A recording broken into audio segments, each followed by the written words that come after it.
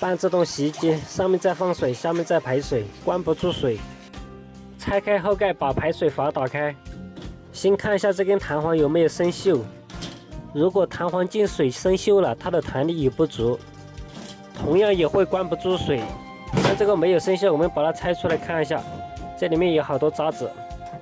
洗衣机过滤网也要经常清理，过滤网里面垃圾装满了，它会排出来。